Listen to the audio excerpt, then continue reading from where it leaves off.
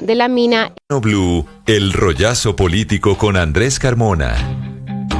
Rollazo político que este viernes se centra en lo que vamos a vivir el 20 de julio, la elección de las mesas directivas de la Cámara y del Senado. ¿Quiénes van a presidir el último año de legislatura de la era de Gustavo Petro como presidente? Andrés Carmona. Para este último año de sesiones del Congreso, el gobierno le apuesta a varios proyectos. Primero, la reforma a la salud, que aún debe superar el tercer debate en la Comisión Séptima del Senado, el proyecto de ley de sometimiento, que será presentado el 20 de julio, los proyectos de presupuesto 2026 y reforma tributaria, que han tenido el antecedente del rechazo por parte de las comisiones económicas, y hasta la jurisdicción agraria, que tiene pendiente la aprobación en la plenaria del Senado y de la Cámara. Para ello, el gobierno debe lograr configurar mesas directivas favorables. En el Senado es más complicado porque todo parece indicar que Lidio García, senador liberal cercano al expresidente César Gaviria, se quedará con la presidencia este domingo. Es en la Cámara de Representantes donde está la verdadera pelea entre dos aclamados petristas, Alejandro Campo, integrante del Pacto Histórico, y Julián López Tenorio del partido de la U, quien incluso ha buscado recoger a la mayoría de las bancadas, pero no ha estado exento de la polémica por cuenta de unos chats en los que su círculo cercano hablaría de dádivas, mermelada o trampas para favorecer la candidatura del congresista vallecaucano. Eso sí, todo en medio de la ruptura de los acuerdos en los que le entregaban a Cambio Radical la presidencia de la Cámara en el último año y cuyo candidato es el representante por Cundinamarca, Néstor Leonardo Rico Rico. Andrés, gracias. Y no solamente va a estar movido el tema de los votos allí en el Congreso definiendo mesas directivas, sino también la agenda del presidente Gustavo Petro, que tiene 2 viajes internacionales, Chile y Haití. Todo esto en un fin de semana en el que también tiene que estar para la instalación de esa legislatura y para el desfile militar. Caterina Ávila.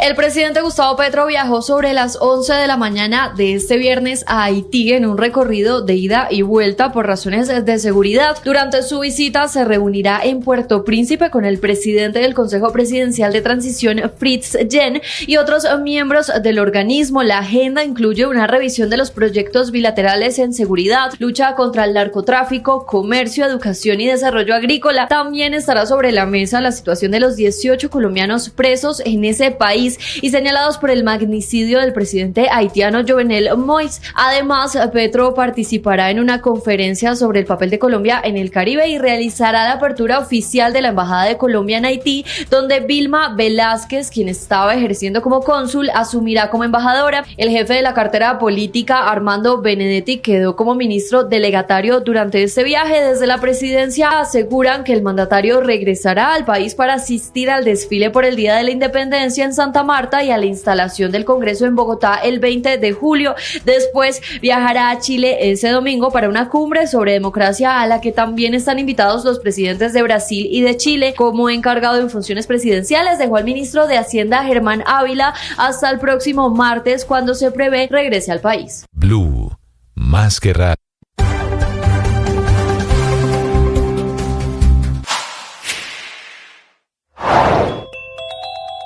Luego del trabajo sin descanso de 50 personas de los organismos de socorro, salvamento minero y los propios mineros de Segovia y Remedios, con pica y pala lograron 1 a 1 el rescate de estos 18 trabajadores de la mina de oro Sociedad Minera El Miñón, ubicada en el sector de Providencia.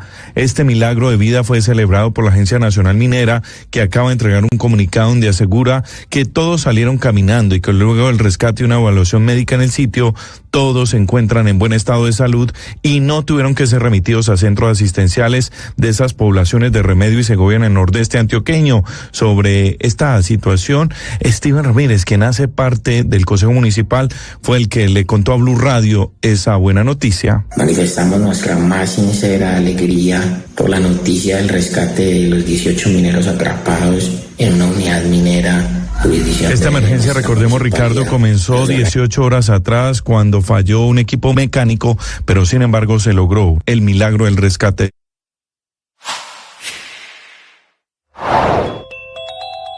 En Mañanas Blue, el representante a la Cámara En cuidados intensivos. Blue Radio informa. 1:45 en medio de las crecientes preocupaciones por la situación de la salud en Colombia, la Procuraduría reveló los primeros resultados de las inspecciones de los últimos días a la nueva EPS, a Famisanar y a Sanitas, que son 3 de las EPS intervenidas por el gobierno. El panorama es alarmante. Nicole Buitrago.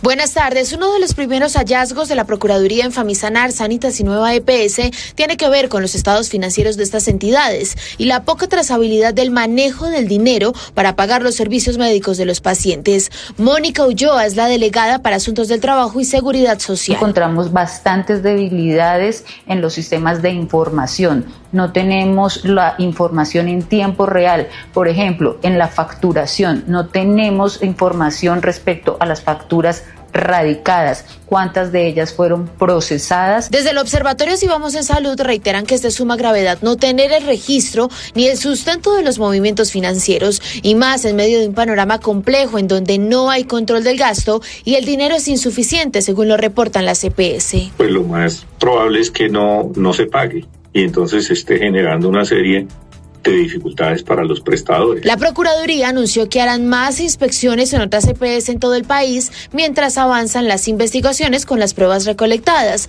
Todo esto mientras siguen incrementando los reclamos en salud por parte de los afiliados y en donde las EPS han registrado pérdidas superiores a los 10 billones de pesos en el último tiempo. Recorramos el mundo en Meridiano Blue.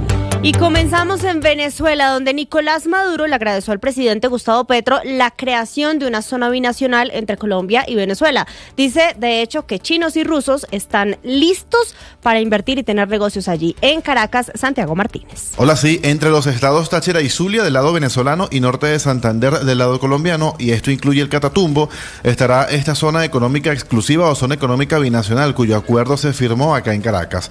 Aseguraba la vicepresidenta Delcy Rodríguez que la zona permitirá interconexión eléctrica, el desarrollo de un proyecto de transporte para zonas estratégicas e incluso inversiones en materia de gas y petróleo. Esto mientras Nicolás Maduro hablaba de capitales extranjeros, específicamente que chinos, indios, rusos y turcos inviertan en esta nueva zona binacional. Les doy las gracias a los ministros y funcionarios del gobierno de Colombia, pero en especial al presidente Gustavo Petro, porque hemos logrado este acuerdo histórico y nace la primera zona binacional de paz y desarrollo integral entre Colombia y Venezuela.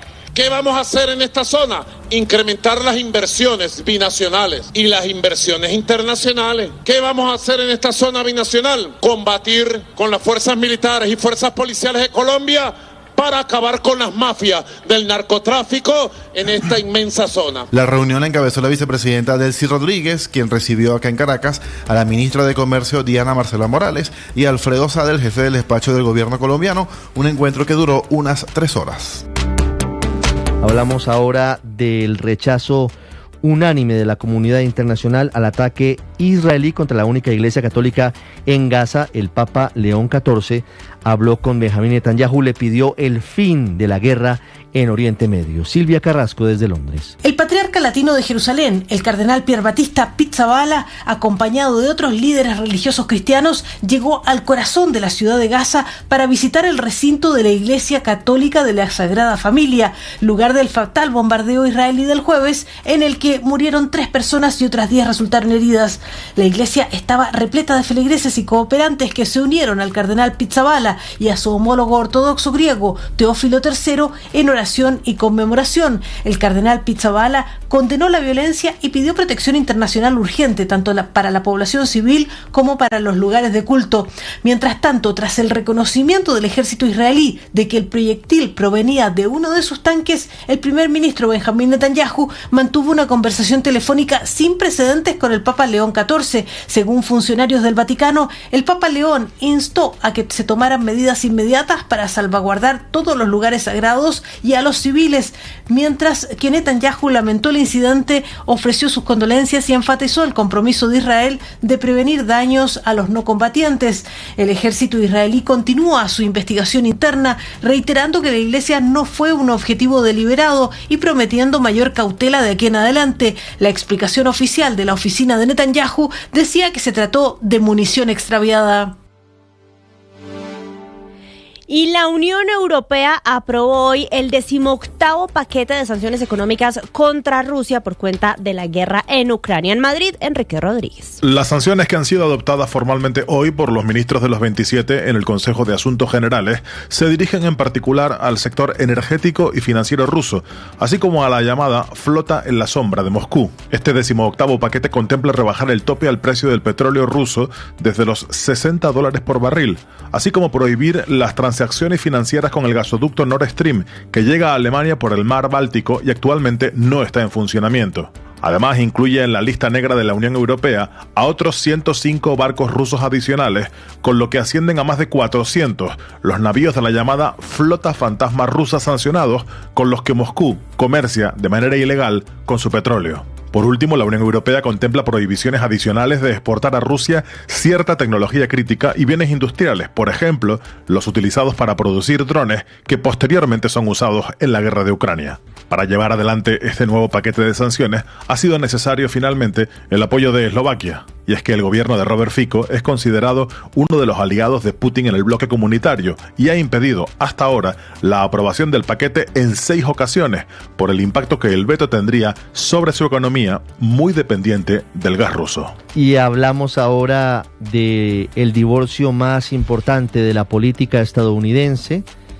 Donald Trump se está separando de Rupert Murdoch, el hombre detrás de un conglomerado de medios entre los cuales está el Wall Street Journal, que en las últimas horas publicó una carta que Donald Trump le habría enviado en 2003 a Jeffrey Epstein, una carta muy dudosa que abre la puerta a presuntas complicidades en torno a las actuaciones muy graves de Epstein con menores de edad en su famosa isla. Donald Trump anunció demanda contra el Wall Street Journal y el final de su matrimonio político con Rupert Murdoch. Juan Camilo Merlano. Lo que publicó el Wall Street Journal es una serie de cartas del 2003 para el cumpleaños número 50 de Jeffrey Epstein por parte de personalidades, incluida una carta enviada por el ahora presidente Trump, obscena según el diario, en donde las palabras están escritas en el marco de una silueta de una mujer desnuda que parece haber sido dibujada a mano, y la firma del ahora presidente aparece debajo de la cintura como replicando vello púbico. Feliz cumpleaños y que cada día sea otro maravilloso secreto. Así finaliza la carta del presidente Trump dirigida a Jeffrey Epstein, quien recordemos fue acusado y condenado por explotación sexual de menores, pedofilia, entre otros delitos, y se le halló muerto en su celda en una prisión en Nueva York en el año 2019, aparentemente por un suicidio.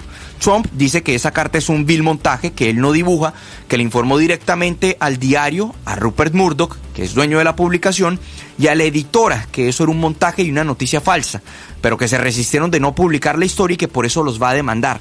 El presidente Trump además le ha pedido a la fiscal general Pam Bondi que se publiquen todos los testimonios dados al gran jurado que aprobó la imputación de cargos en contra de Jeffrey Epstein, aunque esos no son los llamados archivos ni la lista de clientes de Epstein, que es con la que tanta ansiedad están pidiendo sus seguidores.